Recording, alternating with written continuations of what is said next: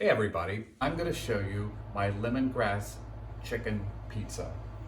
Tonight we're going to use a Trader Joe's broccoli and kale crust. The ingredients are chopped mushrooms. I'm using Baby Bella's tonight. Chopped scallions, garlic chives, or that's an option.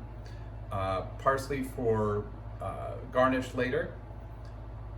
We picked this asparagus out of the garden, so I figured why not throw it in. Chopped garlic, fine chopped.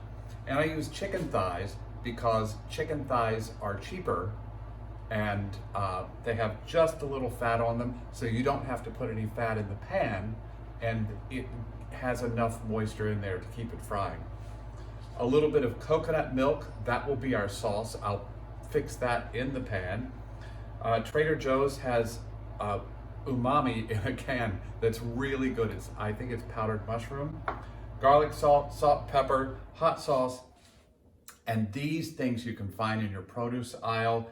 It's really wonderful. It's ginger, cilantro, and lemongrass in a tube. You just squirt it in, it's done. There's no prep. And then the secret ingredient, which is really hot these days, is chili onion crunch. And it adds just a little oomph in heat, but also some oomph in crunch. Here we go.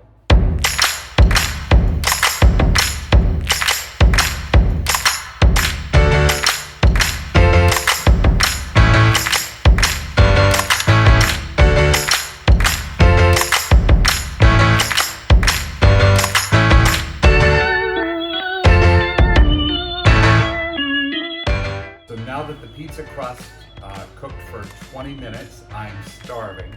So I put all the ingredients together in the skillet and reduced it down.